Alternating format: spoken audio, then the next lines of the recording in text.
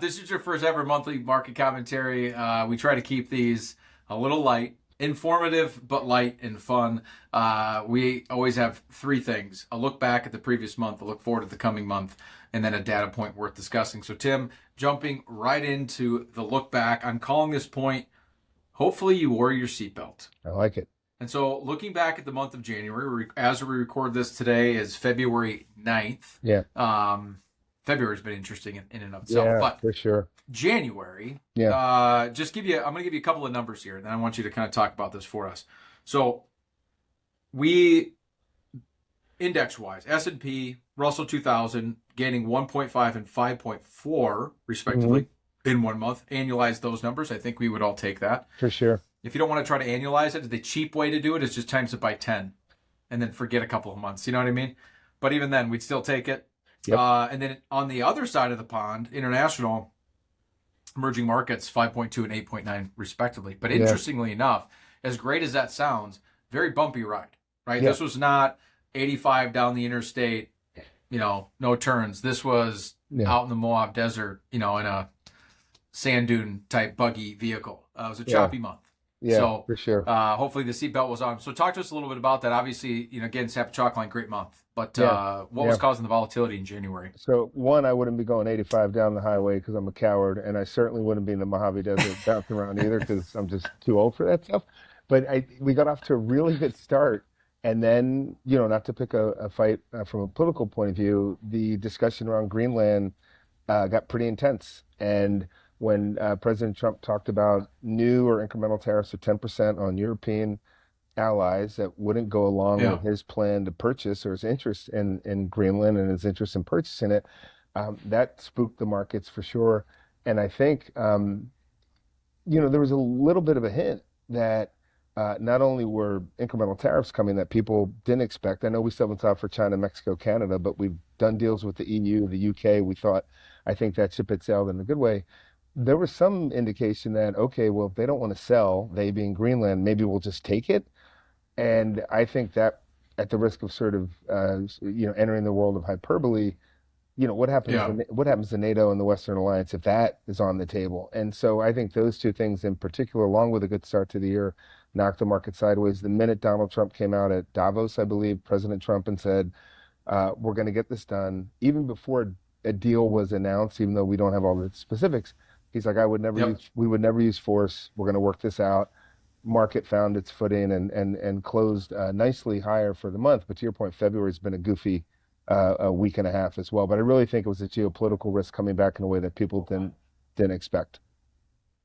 I got to be honest, Tim, it's really surprising to me that that's what was causing some of the sidewaysness of the markets and the volatility in January. Because since Trump got into office, this has got to be, the first time he's opened his mouth and caused market panic?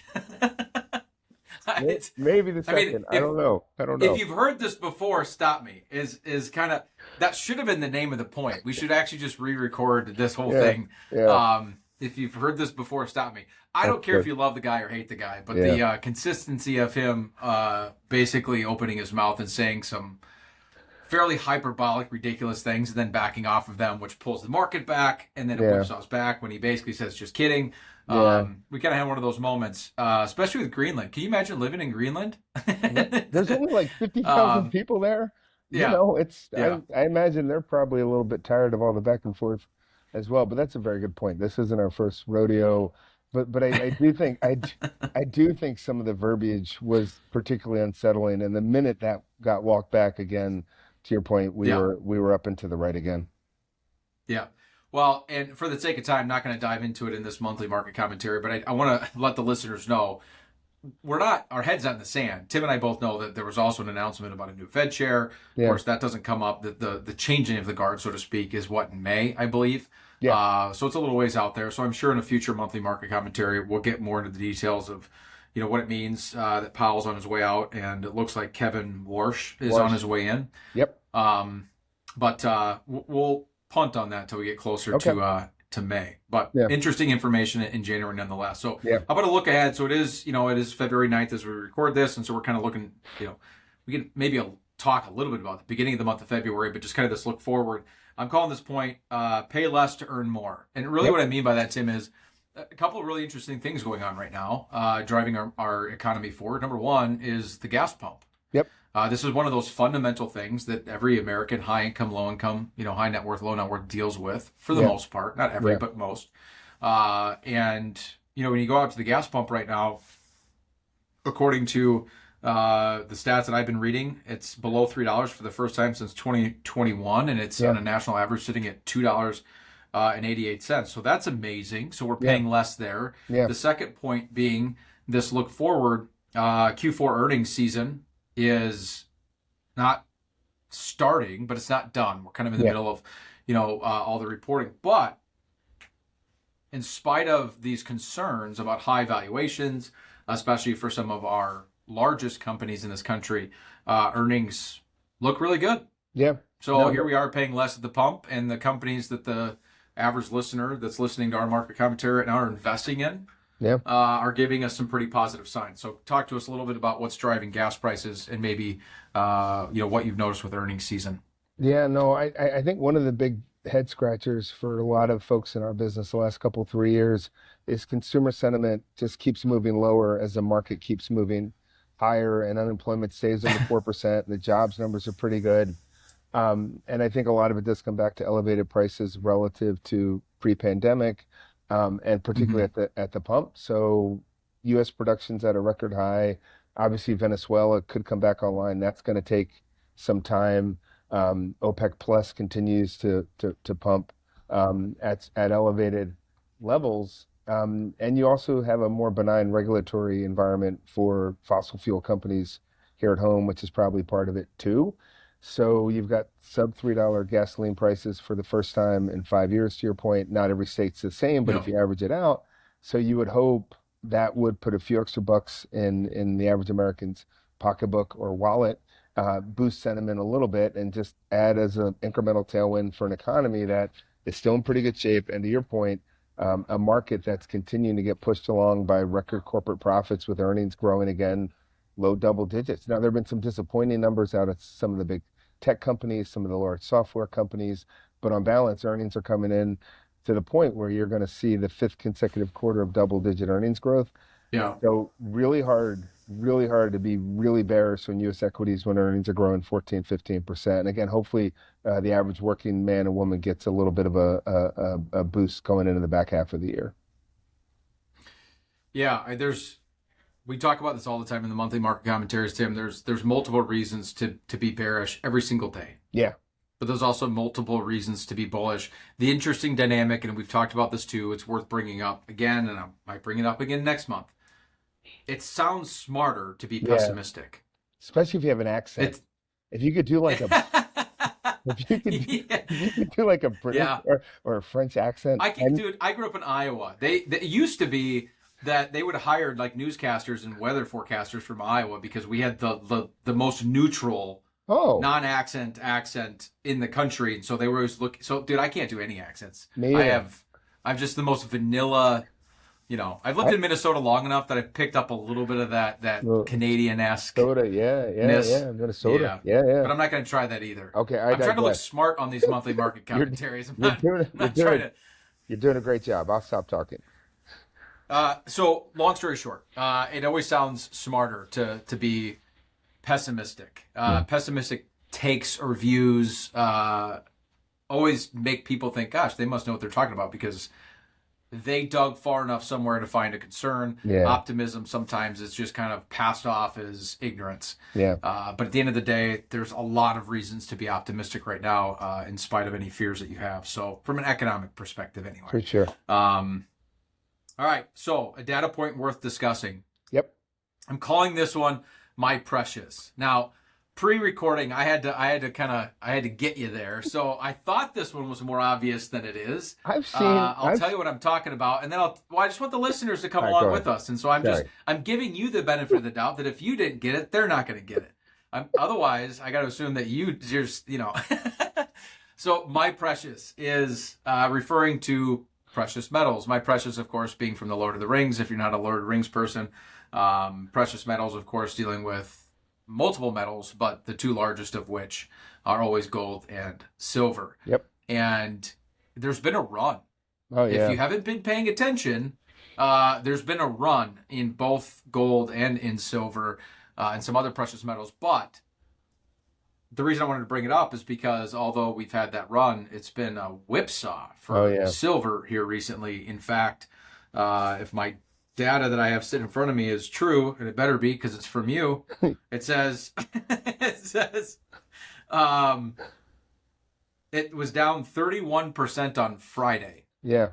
Yeah, the last Friday in January, so about a week and a half ago, it fell 31%, which would have been the same day that Kevin Warsh, I believe, his name was finally floated as the Yeah, person who would ultimately replace Jay Powell, assuming he gets confirmed by the Senate. So it was the worst drop since 1980 when the Hunt brothers out of Texas famously tried to corner the silver market. If you ever seen the movie Trading Places, it was kind of like that to a certain extent. That's such a great movie, I think. And so precious metals can have a role in a diversified portfolio. Most folks go to gold, somewhere sort of a low to mid single digit allocation as an inflation hedge or maybe hedge against geopolitical risk. I think the last couple months in particular, precious metals, including silver, just went parabolic. It went beyond anything that kind of made sense to us. It was a FOMO kind of trade. I think silver at one point hit 120 and then fell 50%, give or take, and it's bounced back to 80, but did fall 31% in a single day. And I think that was because Kevin Warsh, and we can talk about this in greater detail in the next call, former Fed governor, the youngest Fed governor in the history of the Federal Reserve Bank, known as a bit of an inflation hawk, very credible nominee yeah, from an administration that some folks were maybe worried we're going to find someone who's a little too quick to cut rates, a little too less concerned, not concerned enough with inflation. And so I think you had prices that kind of made no sense. A very credible Fed nominee came out the same day. Those two things came together to knock silver off 31%. And it really ties yeah. back to this idea if you're going to buy something, and there's lots of obviously different asset classes to own, just make sure you understand why you own it, what you expect it to do, and its historic Yep. volatility. Because, gosh, that Friday knocked, can't imagine how many individual investors just got knocked completely sideways on January 31st. Really good point. It's really interesting to me, Tim, because we don't, because of the way we do planning for clients, we're not immune to getting those calls, Yeah, of, hey, the Bitcoin calls recently because it's come back down to earth, or yeah, precious metals as they were on their way up. The calls of should we be putting money in precious metals? We're not immune to it. We do get it, yeah, probably less than most, just because of the heavy emphasis on long term planning. But yeah, just interesting. I hadn't gotten a call on precious metals in years, and then yeah, all of a sudden, recently in the last couple of months, our firm, not me personally, has gotten a handful of them. yeah, And then the second that everybody's like, "Hey, I want in," yeah, you have a 31% drop in an asset, yeah, not an index, in an yeah, asset in a day. Worst drop you said since 1980. So long-term planning, obviously extremely important because to your point, the majority of that is all based on one piece of information. yep, One kind of the news dropping about the new Fed chair and being able to like move one individual asset like that is just insane. yeah. And And if so you look, planning is yeah, no, I agree 100%. And if you look at some of the volume in silver in particular, the last couple of months is through the roof. So a lot of people bought into that move yeah, to 120. yep, It does what it did. I'm not wishing losses on anyone, but again, people, we're a funny species. We'll buy stuff because it's going up, yep. and that's not a great reason to buy anything. It's nice when it works, I but always say, can you imagine going to Target and you find like a shirt or a blouse you like, and you're like, it keeps getting more expensive. I would yeah, like to buy more. yeah, we No, do. we do the exact opposite, Yeah, stuff goes on sale. We don't except buy when it it. comes to investments. Yeah, it's the goofiest setup for sure. Yeah. Well, I'm going to end by putting you on the spot here just a little bit Yeah, because you said 1980, and I know for some of us that doesn't seem like it was that long ago. It was, to it be was. clear. Yeah, It was 46 years ago, excuse me. yeah, We just, as we record this, we're a day removed from the Super Bowl. I have an opinion. That was boring, if yeah. you ask me. But 1980, who was in the Super Bowl, Tim, in 1980? I'm gonna guess that was the last year the Steelers for Super Bowl Wow, one, nailed it. and then so that would Yeah, be the AFC team, the NFC team. No idea. I'll give you a hint. They Okay. left their city, and then they came back. Rams? Is that Rams? Yeah. They were the LA Rams. Yeah, It was man. the LA Rams versus the Steelers. Now this was the first time they were in LA. Yeah. It was played in the Rose Bowl. Yeah. It's a little bit of a home game for the Rams there, but that doesn't mean they won the game. The Steelers won the game. I think it was 30-19. Terry Yeah. Bradshaw was your MVP That of the Super Bowl in 1980. I was never a Steelers fan. I was a child of the 70s though, and man, that lineup, that defense, Lynn Swan, John Yep. Stallworth. I mean, they were just an incredible football team. So there it is. That's how long ago 1980 was. Goes So by quick. that being said, I know that you're a busy guy, obviously sitting in an airport, taking Yeah. time to do our monthly market commentary. Always appreciate it, Tim. Yeah. Thanks for being here with us this month, and safe travels to literally the middle of the country, Your home state, your birthplace.